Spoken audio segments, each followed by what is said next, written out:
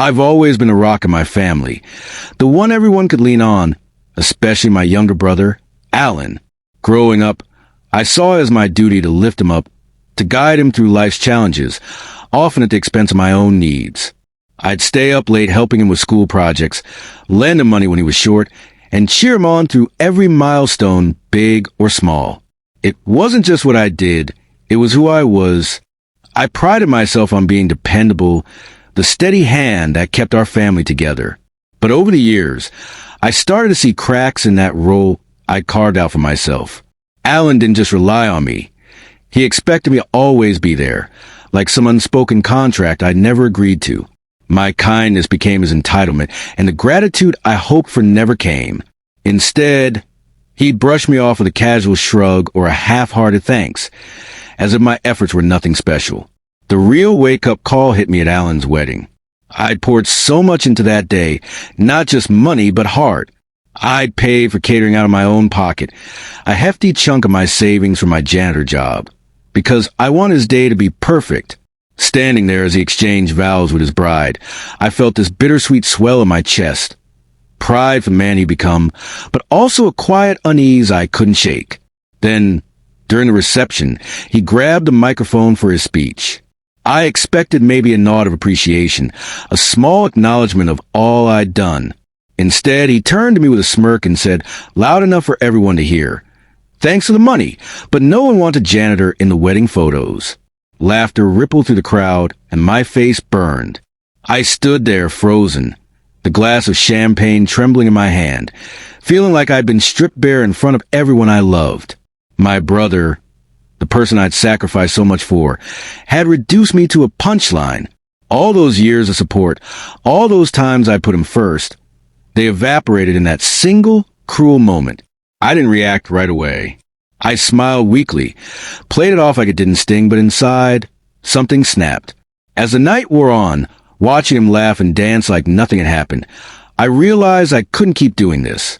I couldn't keep being the family's doormat, the one who fixed everything and got nothing but disrespect in return. So I made a decision, one that felt reckless and right all at once. I slipped out to the catering tent, found a manager, and canceled the service I'd paid for. I told him to pack up and leave. It was a bold, impulsive move, but to me, it was more than just pulling the plug on some food. It was me saying, I'm done being your backup plan. The fallout was immediate and chaotic. The reception turned into a mess. Guests milling around confused, my family scrambling to figure out what had happened. Alan stormed over, his face red with anger, yelling about how I'd ruined his wedding. My parents joined in, their voices sharp with accusations. How could you do this? What's wrong with you? Their fury only hardened my resolve. They didn't see the years of me giving and giving, only to be dismissed.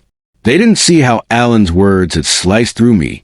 All they saw was their perfect day falling apart, and somehow I was a villain.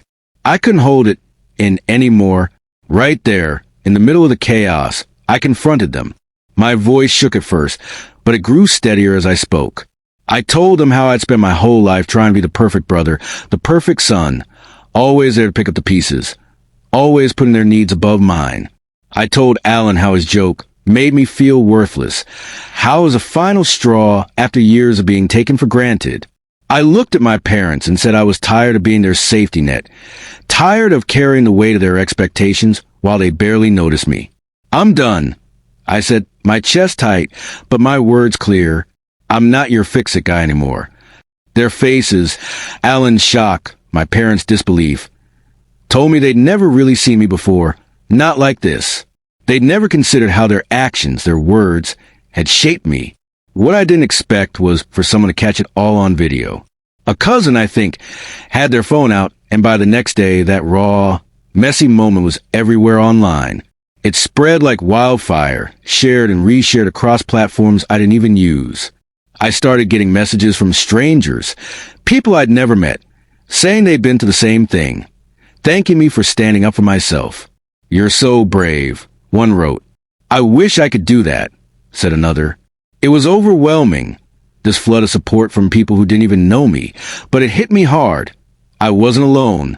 My story, messy as it was, had struck a chord. It made me feel seen in a way my family never had, and it gave me the strange, unexpected strength. Looking back, I realized how much of my life I'd spent chasing their approval.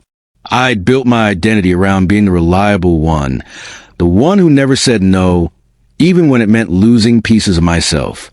Alan's wedding was just a breaking point, but the cracks had been there for years. I'd ignore my own dreams, my own happiness, because I thought that's what family meant. Sacrifice, duty, putting them first. But after that night, I started asking myself what I wanted, maybe for the first time. So I changed things. I took the money I'd been saving for family emergencies, money I'd always held on to just in case, and booked a trip.